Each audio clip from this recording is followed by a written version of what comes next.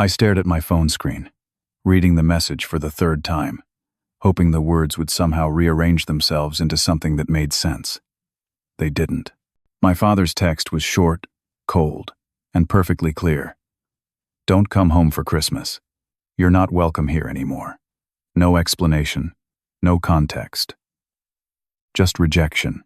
I sat there in my small apartment in Virginia, surrounded by half-packed boxes and wrapped gifts for my family, feeling like someone had just knocked the air out of my lungs. I'd been planning this homecoming for 8 months, my first Christmas home in 8 years.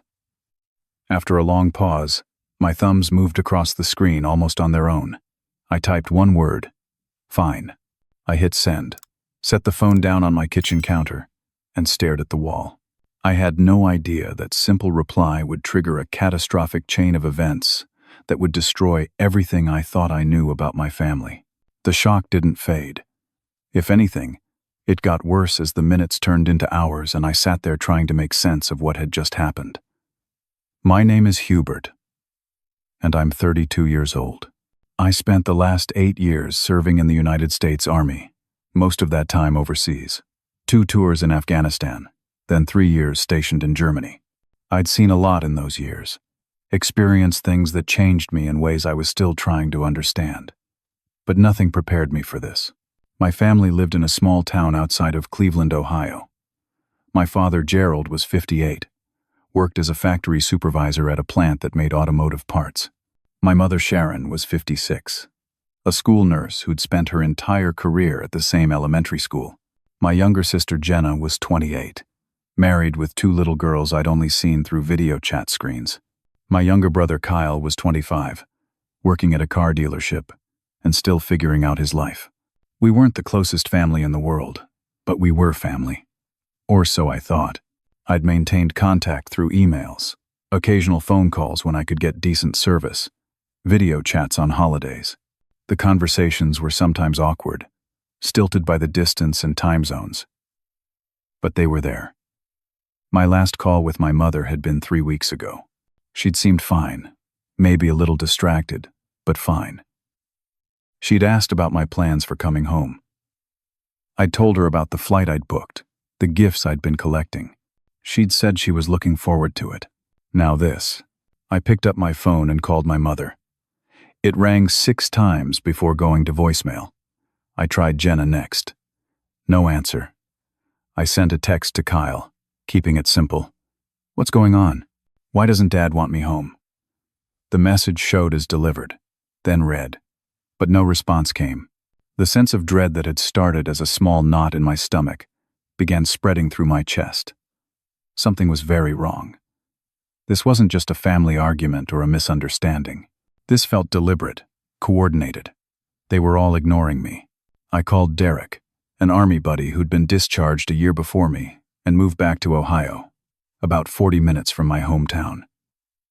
Derek answered on the second ring, his voice warm and familiar. Hubert, man. What's up? I need a favor, I said. Can you drive by my parents' house? Just take a look. And tell me if anything seems off? Sure, but why? What's going on? I explained about the text, about everyone ignoring me. Derek was quiet for a moment. That's weird. Yeah, I'll head over there now. Give me an hour. The hour felt like 10. I tried to distract myself by unpacking the Christmas gifts I'd bought, but that just made everything worse. A cookbook for my mother, who loved trying new recipes. A tool set for my father, dolls for Jenna's daughters. A fishing lure set for Kyle, who'd always talked about going fishing more. Each gift was a reminder of the homecoming I'd been imagining, now crumbling into dust. Derek called back. Drove by the house. Everything looks normal, man. Cars in the driveway, Christmas lights up, decorations on the lawn. I even saw someone moving around inside through the window. Looked like your mom. Did you knock? No. You said just drive by. You want me to go back? No, I said. Thanks, Derek. I appreciate it.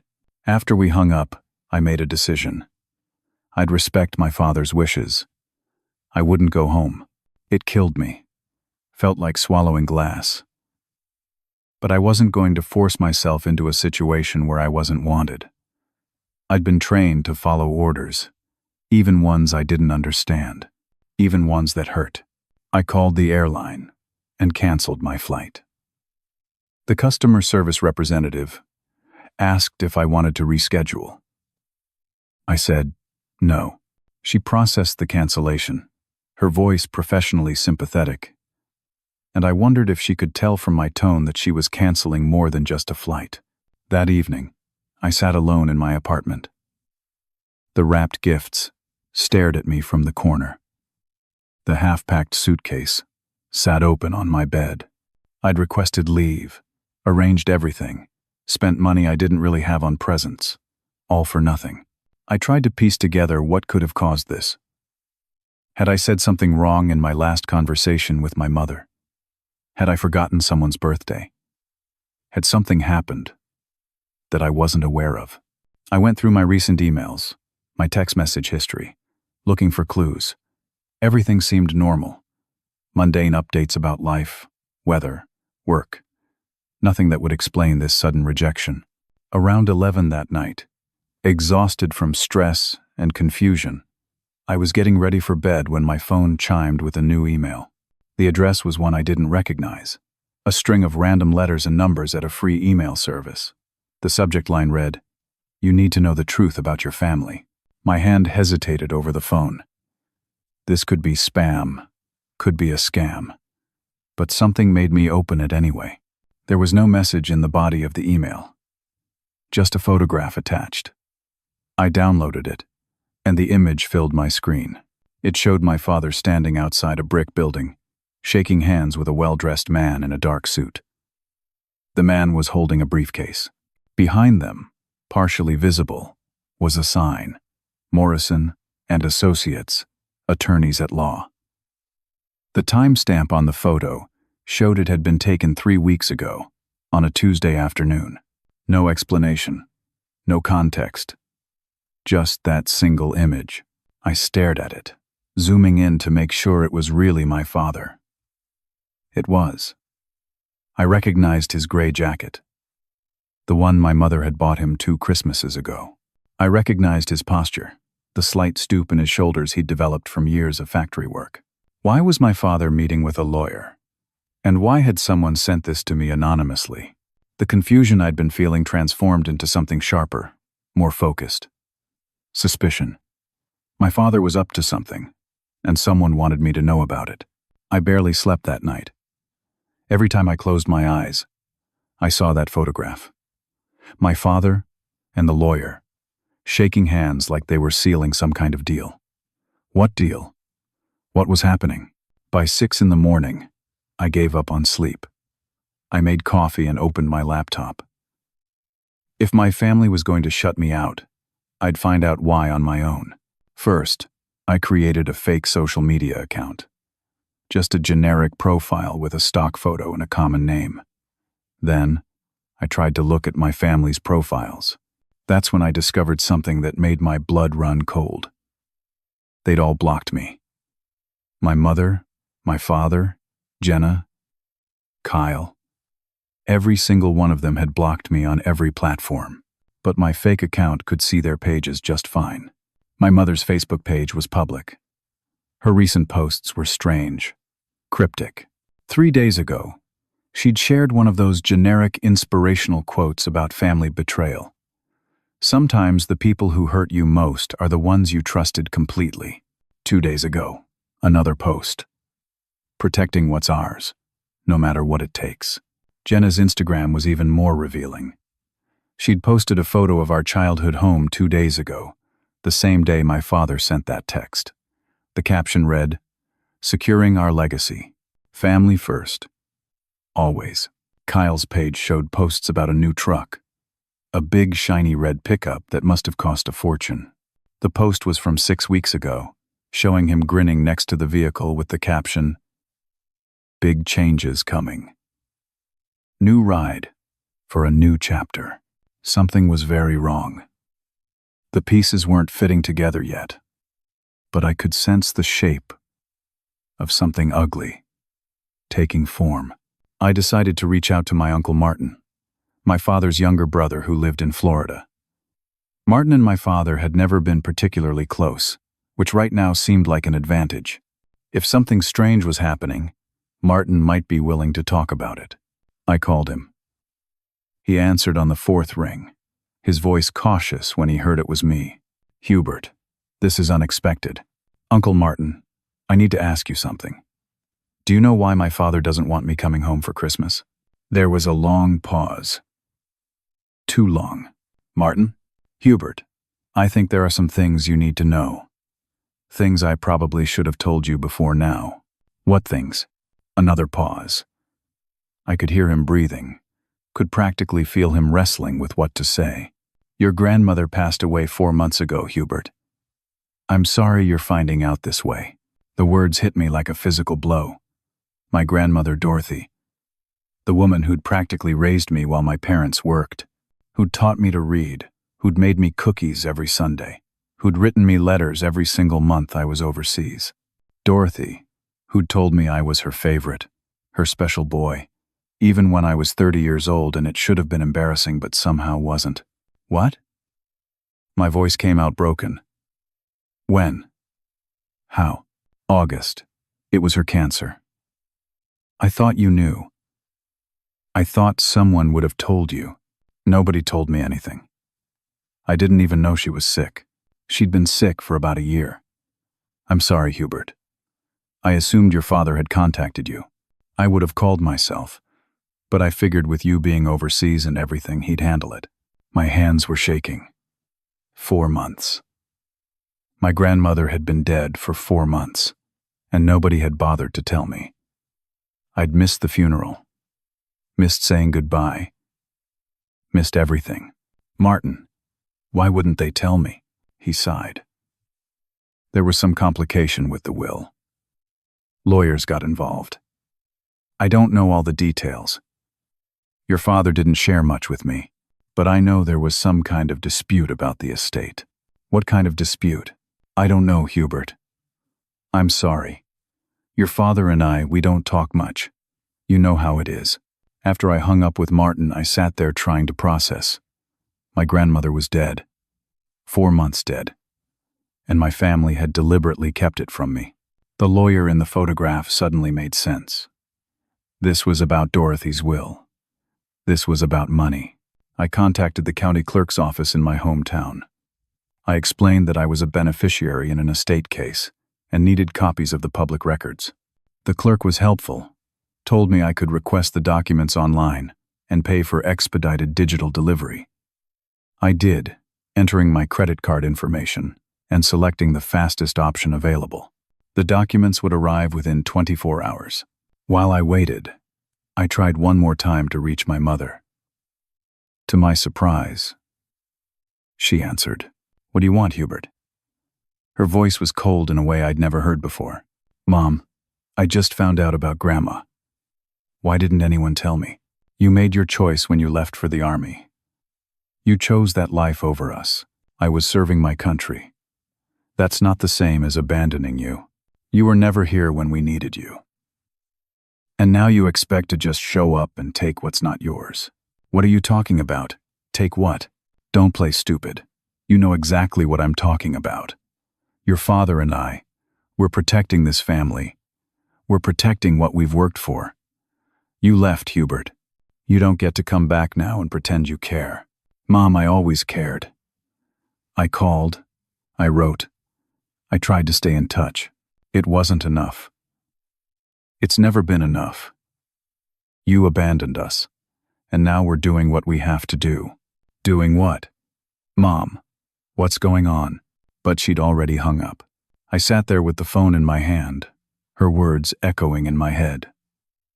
"You don't get to come back now and take what's not yours." This was about the inheritance. They were cutting me out. The estate documents arrived via email the next morning. I opened them with hands that shook so badly I could barely control the mouse. Dorothy's will was straightforward. She'd left her entire estate to be divided equally among her 4 grandchildren. Me, Jenna, Kyle, and our cousin Madison, who lived somewhere out west. The estate included her house, which had been appraised at $320,000. Her savings account held $75,000. And she owned a small plot of land outside of town, worth approximately $50,000. I did the math. Total estate value, roughly $445,000. Divided 4 ways. Approximately $111,000 per grandchild. It was more money than I'd ever had at once. Money that could change my life, help me transition out of military life, maybe buy a small house or start a business. But there was a second document attached to the email. A legal filing, titled Contestation of Will. My father Gerald had filed it 6 weeks ago. The document claimed that I had abandoned the family unit and demonstrated willful absence during times of family need. It argued that I should be removed as a beneficiary because I had failed to maintain familial bonds and obligations. The hearing was scheduled for December 26th, the day after Christmas. If I didn't show up to contest this, if I didn't fight back, they'd win by default. I'd lose everything. Not just the money, though that hurt. I'd lose the last connection to my grandmother, the last proof that I'd mattered to someone in that family. My father had planned this perfectly. He'd kept Dorothy's death a secret from me. He'd waited until just before Christmas, knowing I'd be vulnerable, off balance. He'd sent that rejection text to keep me away from home, away from the hearing. If that anonymous person hadn't sent me the photograph, if I hadn't started investigating, I would have stayed here in Virginia, oblivious, until it was too late. This wasn't just a family disagreement. This was a calculated theft. I called the first law firm I found when I searched for estate attorneys in Ohio. A receptionist transferred me to a lawyer named Patricia Brennan. Her voice was professional, efficient, compassionate, in the way of someone who'd heard 1,000 sad stories and learned how to care without drowning in them. I explained the situation as clearly as I could. Patricia listened without interrupting. And when I finished, she was quiet for a moment. Mr. Hubert, I'm going to be very direct with you. Your father's claim is weak. The courts don't typically remove beneficiaries from a will simply because they served in the military or lived far away.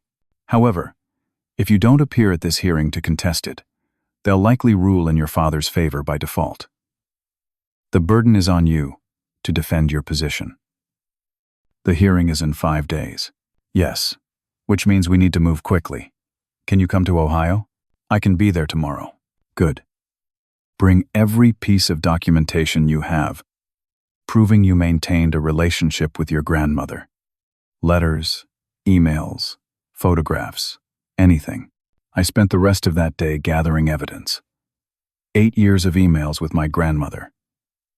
She'd written to me faithfully, sometimes twice a week. Long, rambling messages about her garden, her book club, the neighbors, the weather. Small-town news that seemed boring to anyone else but meant everything to me because it meant she was thinking of me, including me even when I was thousands of miles away. I had boxes of letters she'd sent to my various military addresses. Care packages with homemade cookies that arrived crushed, but still delicious. Cards for every birthday, every holiday. Photos she'd sent of the family, of the house, of her flowers blooming in spring. I had video chat logs, phone records, everything. The paper trail of a relationship maintained across distance and time zones and deployments. I also found emails from my mother, from years ago, mentioning how proud Dorothy was of my service, how she bragged about me to her friends, how she kept every newspaper clipping she found about the military, hoping to see my name even though I was never important enough to make the news. Patricia reviewed everything I sent her. This is excellent. This proves you maintained the relationship despite physical distance. Your father's argument falls apart in the face of this documentation. I booked a flight for the next morning and a hotel room near the courthouse. I wouldn't tell my family I was coming. Let them think I'd stayed away. Let them feel safe in their scheme. Then I'd show up and watch their faces when they realized I knew everything. But as I was packing that night, Patricia called back. Her voice was tense. "Hubert, I found something else in the court filings. Your father didn't just contest the will. He also filed for a temporary restraining order against you." "What?" "The request hearing is scheduled for December 23rd. That's in 2 days. He's claiming you've been threatening the family, that you're unstable due to military service, that you present a danger." My mind reeled. That's insane. I haven't threatened anyone. He submitted evidence. Alleged text messages from your phone number containing threats. Emails with angry language. He's trying to paint you as dangerous. Patricia, I never sent any threats. Never. I believe you. But if this restraining order is granted, you won't be legally allowed near your family or anywhere near the estate hearing. Your father is trying to bar you from defending yourself. Can he do that? He's trying. And if the judge sees his evidence and you're not there to refute it, he might succeed. This is calculated, Hubert. This is someone who knows exactly what they're doing. I changed my flight to leave that night instead of the next morning. If my father wanted to play legal warfare, I'd meet him on that battlefield. I'd spent 8 years learning how to fight. He was about to find out what that meant. I landed in Cleveland at 6 in the morning on December 23rd. The sky was gray, threatening snow. I drove my rental car straight to Patricia's office. She was already there, papers spread across her desk, dark circles under her eyes like she'd been up all night. "The hearing is at 10, she said. "We need to be there early. Your family will be there. This is going to be unpleasant." "I'm ready." The courthouse was an old brick building downtown, the kind of place that had probably looked impressive in the 1950s but now just looked tired. We went through security, and Patricia led me to a small courtroom on the 2nd floor. My family was already there. All of them. My father, Gerald, sat at a table with his lawyer, a sharp-faced man in an expensive suit. My mother, Sharon, sat behind them, her hands folded in her lap. Jenna and Kyle sat on either side of her. They all turned when I walked in. The looks on their faces were exactly what I'd hoped for. Shock, followed quickly by anger and something that might have been fear. My father stood up. "What are you doing here?" Patricia put a hand on my arm, a silent instruction to stay quiet. She answered for me. "Mr. Hubert has every right to be here. This hearing concerns allegations made against him." Gerald's lawyer, whose nameplate read Roger Blackwell, stood as well. "Your Honor isn't here yet. Perhaps we could discuss this outside the courtroom." "There's nothing to discuss," Patricia said. "We'll present our case when the hearing begins." We sat at the opposite table. I could feel my family's eyes on me. I kept my gaze forward, my military training serving me well. I'd learned how to stay calm under pressure, how to keep my face neutral even when everything inside was chaos. The judge arrived at 10 exactly, an older woman with steel gray hair and reading glasses on a chain. She took her seat and reviewed the papers in front of her. "This is a request for a temporary restraining order," she said. "Mr. Blackwell, you're representing the petitioner?" "Yes, Your Honor." "My client, Gerald Watson, is seeking protection for himself and his family from his son Hubert Watson, who has been making threatening communications and displaying unstable behavior." The judge looked at me. "Mr. Watson, you're represented by Miss Brennan?" "Yes, Your Honor." Patricia said, "Very well. Mr. Blackwell, present your evidence." What followed was surreal. Roger Blackwell stood and presented a series of printed text messages, allegedly from my phone number to my father's. The messages were ugly, threatening. "You'll regret this. I'll make you pay for what you've done. You stole from me, and I won't let you get away with it." I'd never sent any of those messages. Then came printed emails, supposedly from my email address to my grandmother before she died. The messages were angry, accusing, demanding money, calling her unfair, threatening to cut off contact if she didn't change her will. The tone was bitter, ugly, Nothing like the actual emails I'd sent her. Your Honor, Roger said, these communications demonstrate a pattern of threatening and unstable behavior. My client is concerned for his family's safety, particularly given Mr. Hubert Watson's military training. Patricia stood. Your Honor, I'd like to request that we examine the metadata on these alleged messages. My client maintains he never sent them. The judge looked interested. Mr. Blackwell, do you have the digital files with full metadata? Roger hesitated. The messages were printed from screenshots provided by my client. So you don't have the original digital files? Not at this time, Your Honor. Patricia pounced. Your Honor, these could easily be fabricated. Screenshots can be manipulated. Without metadata proving these messages came from my client's actual devices, this evidence is highly suspect. The judge made a note. Continue, Mr. Blackwell. Roger presented more evidence. Phone records showing calls from my number to my grandmother's number at odd hours, which he claimed were harassing. Bank records allegedly showing I'd asked Dorothy for money multiple times. Patricia systematically tore each piece apart. The phone records showed normal call patterns, nothing excessive. The bank records showed my grandmother sending me small amounts for birthdays and holidays, gifts, not loans I'd demanded. Then Patricia presented our evidence.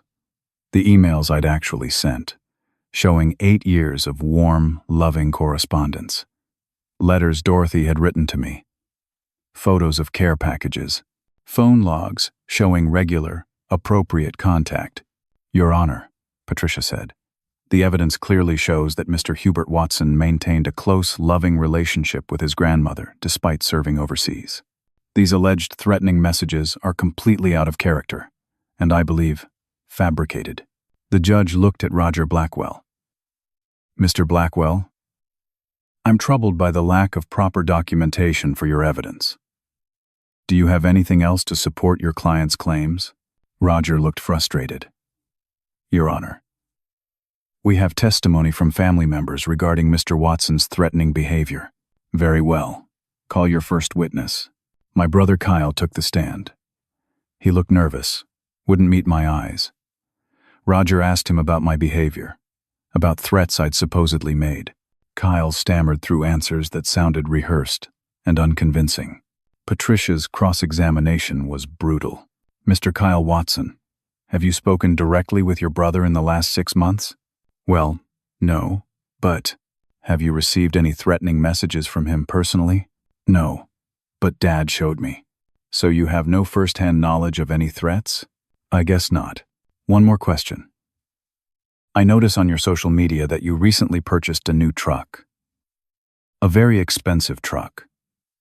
Where did you get the money for that? Kyle's face went red. I saved up. You work at a car dealership, correct? As a salesman? Yes. And according to publicly available information, the average salary for that position is around $35,000 per year. That's before taxes. Yet you purchased a truck worth $45,000. Where did that money come from? Kyle looked at his father. Gerald's face was stone. Kyle swallowed hard. My dad gave it to me. Your father gave you $45,000? He said it was an advance. On the inheritance. He said Hubert wasn't coming back anyway, so it would be fine. The courtroom went very quiet. Patricia let the silence stretch out. No further questions, Your Honor. The judge looked at Gerald, her expression unreadable. Mr. Gerald Watson, did you give your son $45,000 from your mother's estate before the estate was even settled? Roger Blackwell stood quickly. Your Honor, we'd like to request a brief recess to consult with our client. Denied. Mr. Watson, answer the question. Gerald stood. His face was red, veins standing out in his neck. I'm the executor of my mother's estate. I have the right to make distributions as I see fit. Actually, the judge said, you don't. Not until the estate is settled. But we'll table that for now. Continue, Miss Brennan. Patricia called me to the stand. I told my story clearly, calmly.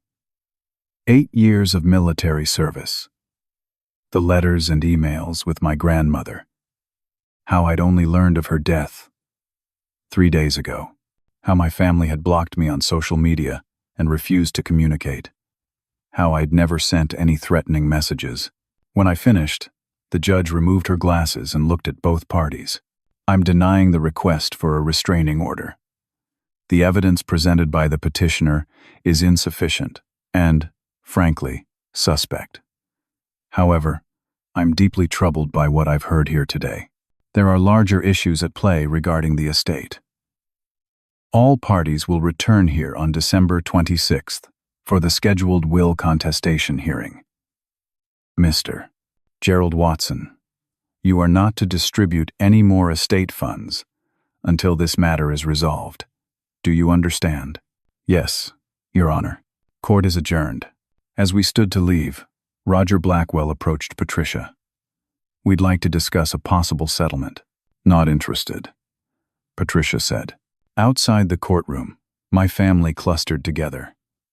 I started to walk past them, but my father grabbed my arm. You think you've won something here? He said, his voice low and angry. You have no idea what's really going on. I pulled my arm free. Then why don't you tell me? But Roger Blackwell was pulling him away, talking urgently in his ear. My mother wouldn't look at me. Jenna was crying. Kyle looked sick. Patricia and I walked to her car. That went better than expected, she said. The judge clearly saw through their claims. What happens now? Now we prepare for the estate hearing in 3 days. But Hubert, there's something else you should know. While you were on the stand, I got a message from my assistant. Another party has entered the case. What do you mean? Your cousin Madison. She just filed paperwork with the court. She's voluntarily relinquishing her share of the inheritance. I stopped walking. What? Why would she do that? I don't know. But we need to find out. If she's removed herself as a beneficiary, your father might argue that sets a precedent for removing you as well. As we reached the car, I saw someone watching us from across the parking lot. A woman, maybe 30 years old, with blonde hair. When she saw me looking, she got into a silver sedan and drove away. Something about her was familiar, but I couldn't place it. Patricia unlocked the car. Come on. We have a lot of work to do before the 26th, but as I got in, my phone buzzed. A text from an unknown number. Ask your father about the money he stole. Ask him what he did to Dorothy. When she found out, I showed the text to Patricia. Her face went pale. Hubert, who sent this? I don't know, but I think we need to find out. I couldn't sleep that night. I kept thinking about that text message. Ask him what he did to Dorothy when she found out. What did that mean? Found out about what? The next morning. Christmas Eve. Patricia called me at 7. We need to meet. I found something. We met at a diner near her office. She had her laptop open. Files spread across the table. I went back through the estate documents, she said. Something was bothering me about Madison's relinquishment. So, I looked at the signature. She turned the laptop toward me. On the screen was the document where Madison supposedly gave up her inheritance. The notary stamp looked off to me. So I called the Ohio Secretary of State's office. That notary license number doesn't exist. This document is a forgery. I stared at the screen. My father faked it? That's my belief. But we need to prove it. I've already put a call in to Madison. Left a message asking her to contact me immediately. My phone rang. It was Derek. Derek. This isn't a great time. Hubert. Man. I need to tell you something. I should have told you years ago. But I didn't want to burden you when you were deployed. Something in his voice made me go cold. What is it? 3 years ago, when I came home on leave, I stopped by your parents' house. You'd asked me to check on them, remember? Your mom was there alone. She'd been drinking. She told me something. Derek, just say it. She said your dad had been stealing from your grandmother. For years. taking money from her accounts, forging checks. Your grandmother found out about 6 months before she died. She was planning to cut him out of the will completely. She was going to report him to the police. The diner suddenly felt too hot. Why didn't you tell me? You were in Afghanistan. You had enough to worry about. And honestly, I didn't know if your mom was telling the truth or just drunk and angry. But now, with everything that's happening, I think you need to know. After I hung up, I told Patricia. Her face went hard. If your father was embezzling from Dorothy, and she discovered it, that's motive. But proving it is difficult. And if we start making accusations without proof, it could hurt our case. What about Dorothy's death? The text message said to ask what he did when she found out. Patricia's expression was carefully neutral. Hubert, I know you're angry, but accusing someone of murder is serious. Unless you have actual evidence. Can we get her medical records? Autopsy report? We can try. But it takes time, and we only have 2 days until the hearing. She made some calls. By noon, we had some answers. Dorothy had died of complications from her cancer. There'd been no autopsy because the cause of death was clear and expected. She'd been in hospice care for the final 2 weeks of her life. But Patricia also got access to the financial records for Dorothy's estate. What we found was damning. Over the last 5 years, approximately $150,000 had been withdrawn from Dorothy's accounts in suspicious patterns. Cash withdrawals, transfers to accounts in Gerald's name, checks written to cash that had been cashed at banks far from Dorothy's hometown. Her savings should have been over $200,000, Patricia said. Only $75,000 remained when she died.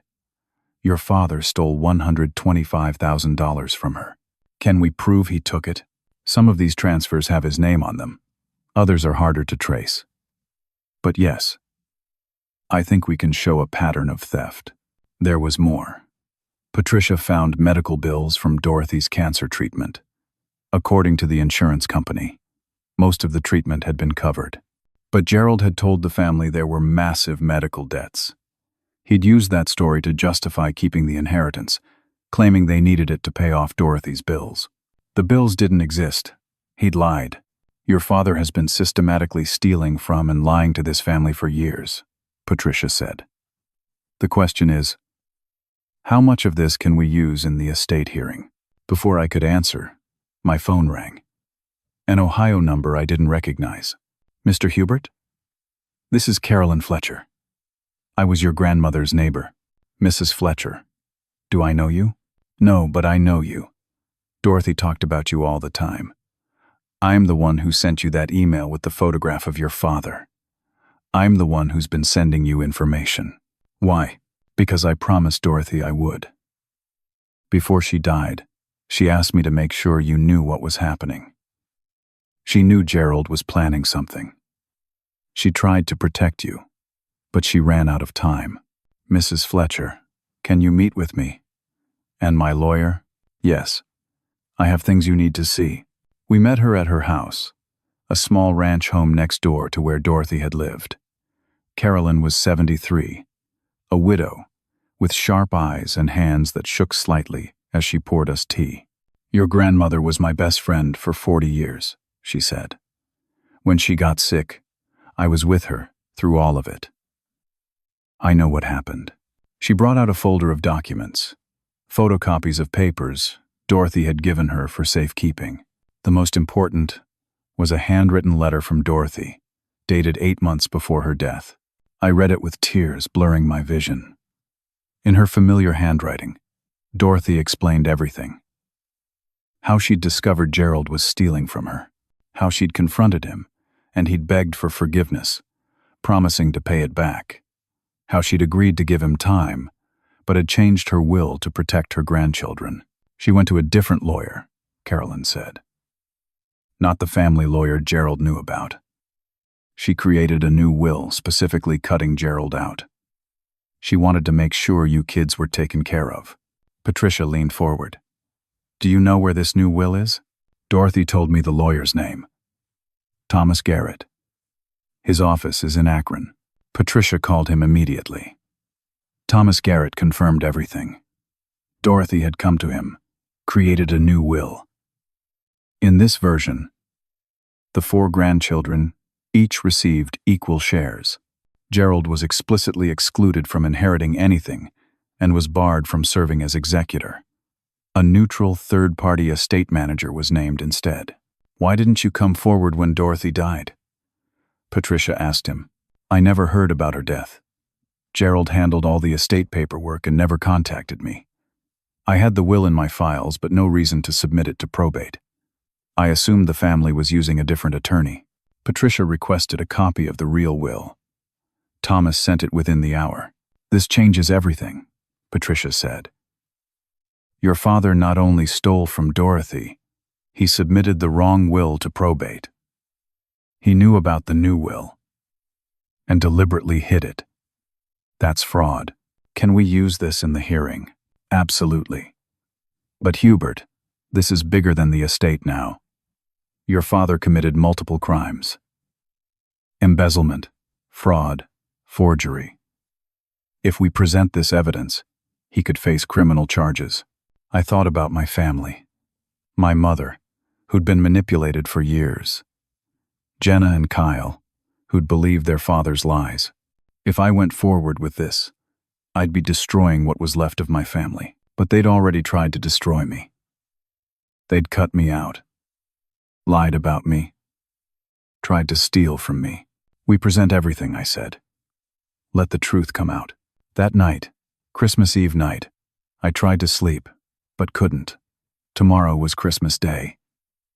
The next day was the hearing that would determine everything. Around 11, my phone started buzzing. Multiple calls, one after another. I looked at the screen. Sharon, Jenna, again, Kyle again, my Uncle Martin again. Then, a number I didn't recognize. I didn't answer any of them. I just watched them come in, one after another. 10 missed calls in 20 minutes. Finally, I listened to the voicemails. Sharon crying, "Hubert, please call us back. Something terrible has happened. Please." Jenna panicked. Dad collapsed. "We're at the hospital. I know you're angry, but please, we need you." Kyle scared. "I don't know what's going on. Dad might have tried to hurt himself. The ambulance just left. Please come." The unknown number, a professional woman's voice. "Mr. Hubert, this is Elizabeth Harper from Whitman and Associates. I'm calling on behalf of your family regarding the estate matter. We need to discuss a settlement before tomorrow's hearing. Please contact me as soon as possible." I sat there in my hotel room, looking at my phone. 10 missed calls. My father in the hospital. A new lawyer offering a settlement. They knew. Somehow, they'd found out about the real will, about the evidence we had. They were panicking. Part of me wanted to ignore them. Let them suffer the way I'd been suffering. But another part, the part that had been trained to help people in crisis, couldn't just sit here. I called Patricia. "My family's been trying to reach me. My father's in the hospital. Do you want to go? I don't know. Is this real? Or is it another manipulation? Only one way to find out. But Hubert, be careful. They're desperate now. Desperate people do unpredictable things." I drove to the hospital. It was nearly midnight on Christmas Eve. The parking lot was almost empty. Just a few cars under the fluorescent lights. Inside, the emergency room was quiet.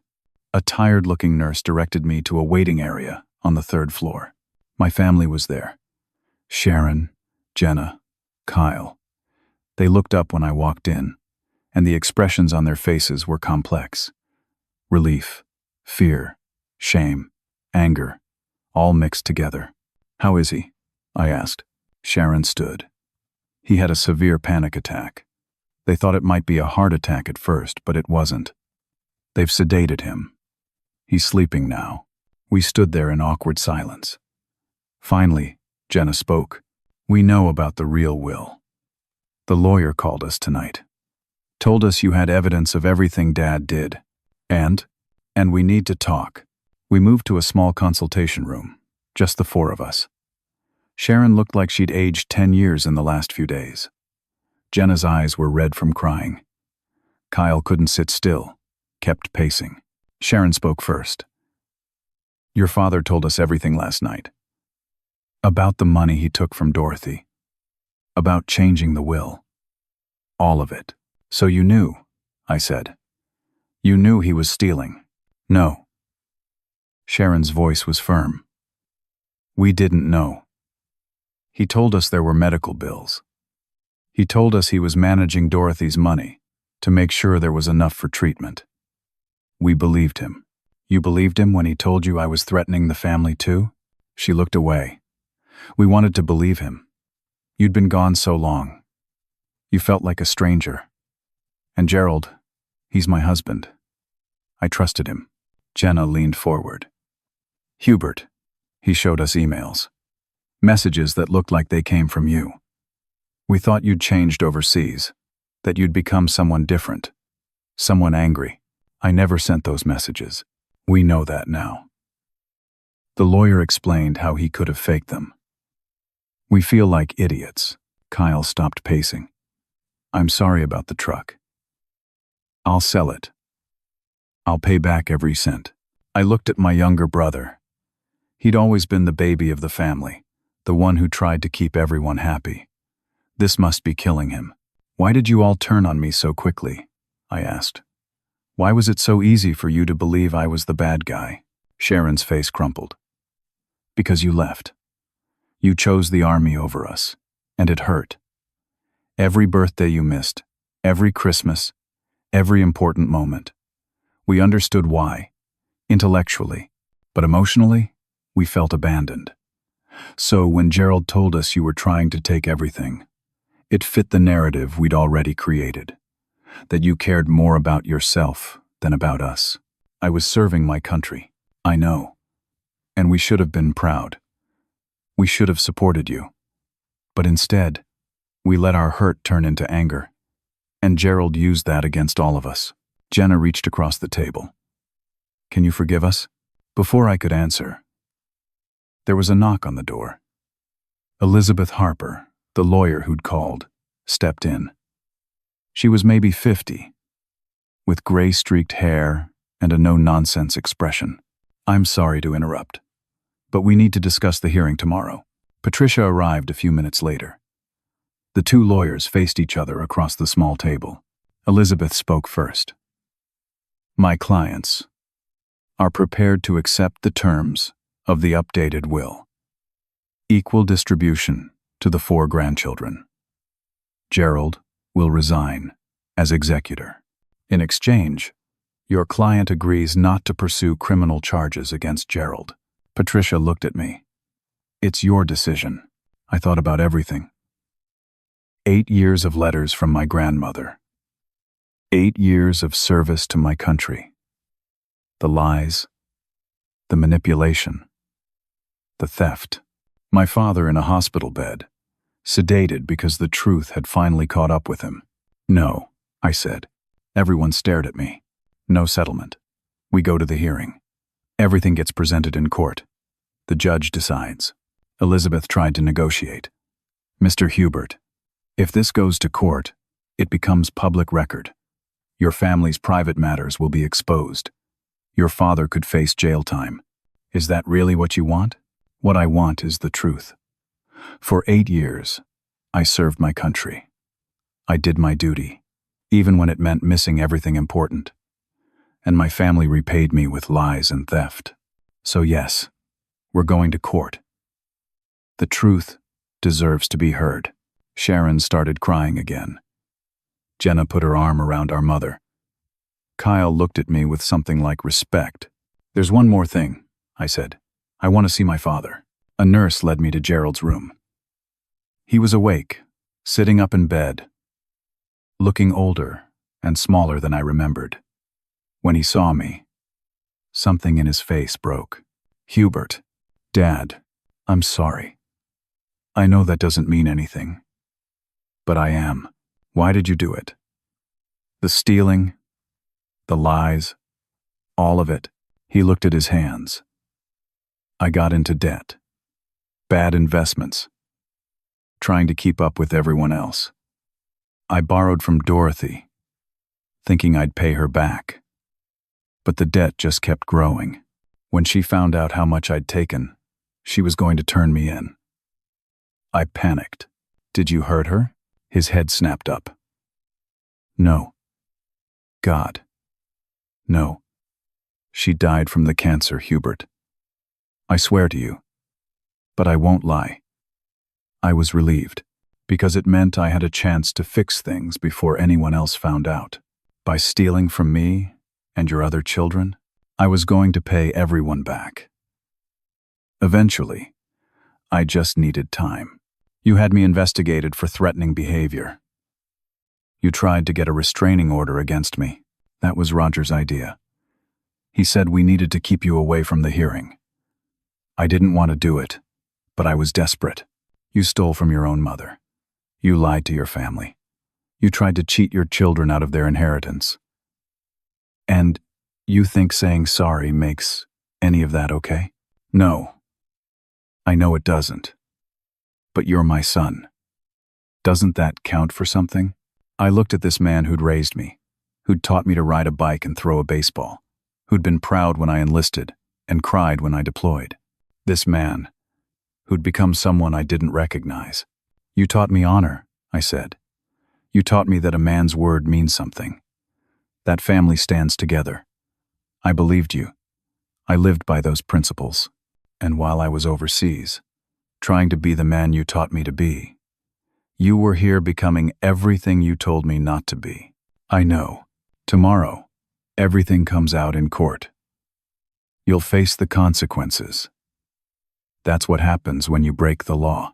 Will you ever be able to forgive me? I stood. I don't know, Dad. I honestly don't know. Christmas Day was surreal. I spent it alone in my hotel room, going over documents with Patricia on the phone, preparing for the hearing. My family invited me to join them, but I declined. Too much had happened. Too many wounds were still fresh. That evening, Derek called. Merry Christmas, man. How are you holding up? I've had better Christmases. You doing the right thing? Going through with the hearing? I think so. But it doesn't feel good. The right thing rarely does. That's how you know it's right. The next morning, December 26th, we all returned to the courthouse. Same room, same judge, but the atmosphere was completely different. Everyone knew what was coming. Patricia presented the real will first. Thomas Garrett testified about Dorothy creating it, about her specific instructions to exclude Gerald. The judge examined the document, compared it to the one Gerald had submitted. Mr. Watson, the judge said to my father, did you know about this will? Gerald, looking pale and defeated, nodded. Yes, Your Honor. And you deliberately submitted the older version to probate? Yes, Your Honor. The judge's expression was stern. Continue, Miss Brennan. Patricia presented the financial evidence.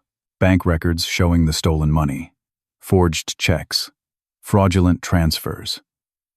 Kyle's testimony about the truck and the advance inheritance, the fake Madison document. With each piece of evidence, the case against Gerald grew more damning. Roger Blackwell barely tried to defend him. What defense was there?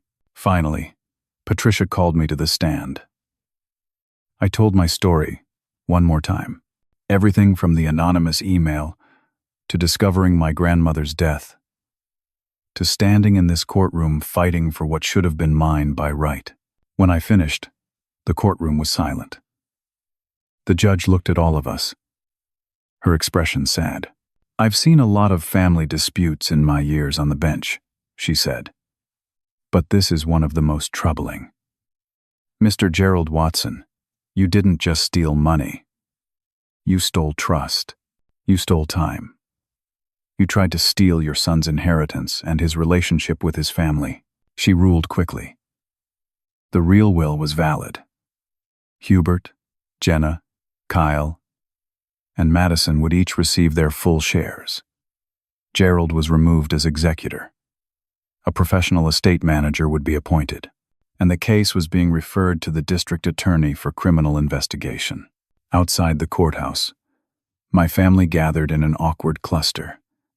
Gerald looked broken. Sharon was crying quietly. Jenna and Kyle stood close together, like they needed each other's support. Gerald approached me. "I know you'll never forgive me, but I want you to know I'm proud of you, the man you've become. I'm just sorry. I couldn't be that man too." I didn't know what to say to that, so I said nothing. Sharon touched my arm. "Can we try to rebuild? I know it won't be easy, and I know we don't deserve it. But can we try?" "I don't know, Mom. Ask me in a year." Jenna hugged me. "Thank you for not letting him get away with it. Someone had to stand up for what was right." Kyle shook my hand. "I'm going to make this right. The truck. Everything. I promise." As they walked away, Patricia put a hand on my shoulder. "You okay? I won you. I got justice. So why don't I feel better?" Because winning isn't always about feeling good. Sometimes it's just about surviving with your integrity intact. And you did that, Hubert. Your grandmother would be proud. 6 months have passed since that courthouse battle. A lot has changed, and a lot hasn't. Gerald pleaded guilty to embezzlement and fraud. He got 3 years probation and was ordered to repay the stolen money over time. It means more money eventually gets added back to Dorothy's estate, which means more for all 4 grandchildren. Justice, I suppose, though it feels hollow. Kyle sold the truck and gave me a check for the full amount. I deposited it back into the estate account. He didn't have to carry that burden alone. Jenna writes to me now. Real letters, not just texts. She's been in therapy, working through her issues with abandonment and anger. She asks about my life, shares stories about her daughters, small steps toward rebuilding something real. Sharon calls once a month. The conversations are still awkward, full of long pauses and careful words, but she's trying. She apologized, really apologized, for believing Gerald's lies over me, for not fighting harder to stay connected while I was deployed, for letting hurt turn into cruelty. Gerald and I don't talk. Maybe someday. Maybe never. I'm okay with either outcome. I moved to a new city, started fresh, used part of my inheritance and my GI Bill benefits to enroll in college. I'm studying history, thinking maybe I'll teach someday. Share what I've learned about honor and duty, and the cost of both. Madison and I connected finally. She was shocked to learn about everything that happened. We're planning to meet up next month. 2 cousins who barely know each other but share a grandmother's love and a complicated inheritance. I keep Dorothy's photo on my desk. Next to it are my military medals, 2 parts of my life that shaped me, that taught me who I am and what I stand for. I think about her often. Wonder what she'd think about how everything turned out. Derek convinced me to come to a barbecue last month. I met people, laughed, felt something like normal for the first time in years. He's a good friend, the kind who knows when to push and when to just be there. The money from the inheritance sits mostly untouched in an investment account. It's security, freedom, a future I can shape on my own terms. But it also represents loss, the grandmother I'll never see again, the family that could have been, but wasn't, the Christmas that should have been joyous, but became a battlefield. I've learned that standing up for yourself comes with a cost. Some people will call you selfish for defending what's yours. Some will say, you should have forgiven and moved on.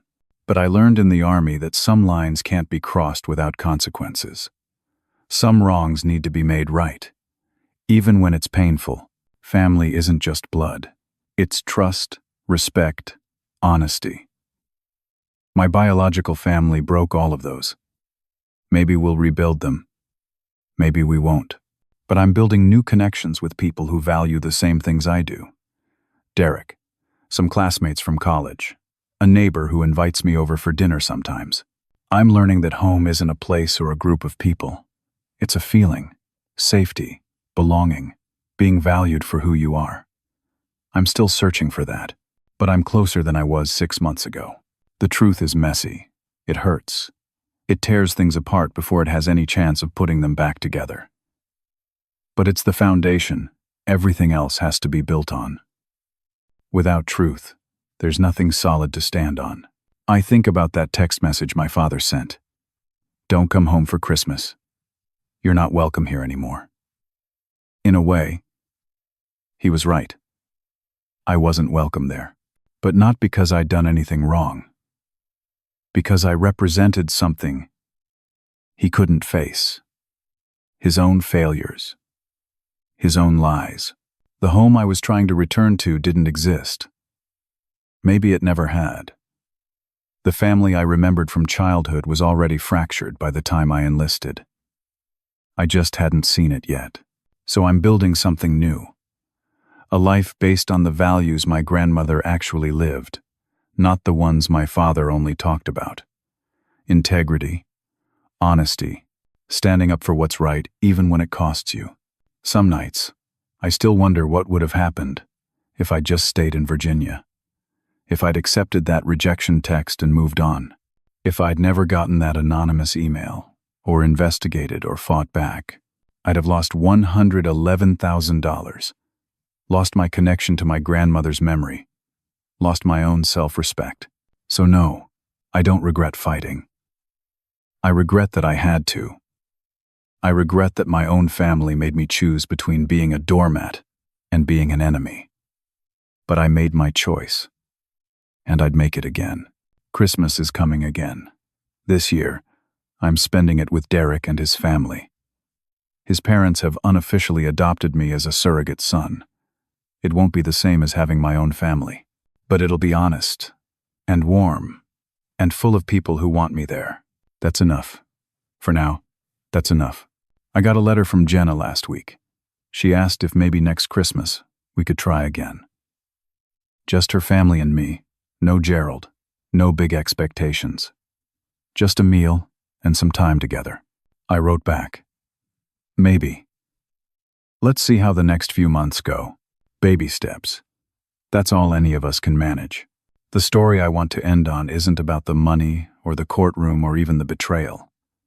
It's about a letter I found in Dorothy's things that Carolyn gave me. Written 2 months before she died. My dearest Hubert.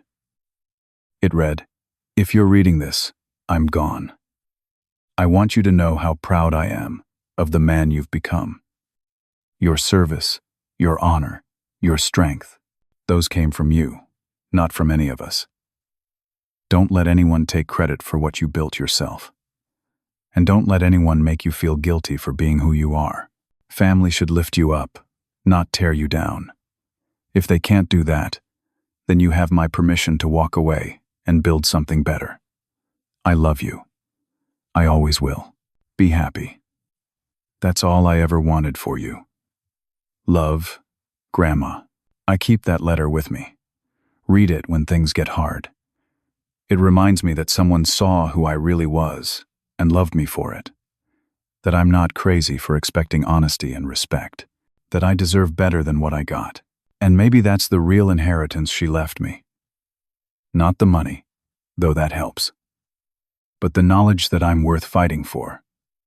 That my truth matters. That I don't have to accept betrayal just because it comes wrapped in family ties. I learned that loyalty runs both ways. That forgiveness without change is just enabling. That sometimes the bravest thing you can do is stand alone and say, no more. So here I am, 32 years old, starting over in a new city, building a new life. I have scars, both visible and not. I have questions without answers. I have relationships that may never fully heal. But I also have my integrity. I have the truth. I have a future that belongs to me alone, not tangled up in someone else's lies. And on the hard days, when I miss having a family that actually acts like one, I remember that courtroom. I remember standing up and fighting back. I remember winning, not because I wanted to destroy anyone, but because I refused to be destroyed. That's worth more than any inheritance. That's the real gift my grandmother gave me. The strength to stand up, speak truth, and walk away from anything that diminishes me. I'm still learning what home means. Still figuring out what family should look like. Still healing from wounds that go deeper than I sometimes want to admit. But I'm free. Free from lies, from manipulation, from people who see me as nothing more than an obstacle to what they want. And freedom, I'm learning, is worth fighting for. Now I want to hear from you. Have you ever had to stand up to your own family? Have you faced a situation where doing the right thing meant losing people you loved? How did you handle it? What would you have done in my position? Drop your thoughts in the comments below. And if this story resonated with you, if it made you think about your own relationships and what you're willing to accept, then please hit that like button. Subscribe to hear more stories about real people facing impossible choices and finding their way through. Share this with someone who needs to hear that it's okay to stand up for themselves, even when it costs everything. Thank you for listening to my story. I know it wasn't easy to hear, but sometimes the hardest stories are the ones we need most. Whatever battles you're facing, whatever family drama is tearing you apart, remember, you deserve truth. You deserve respect. You deserve people who choose you as much as you choose them. Stand strong, speak truth, and never apologize for refusing to be anyone's doormat. Take care of yourselves. And remember, the family you choose can be just as real as the family you're born into.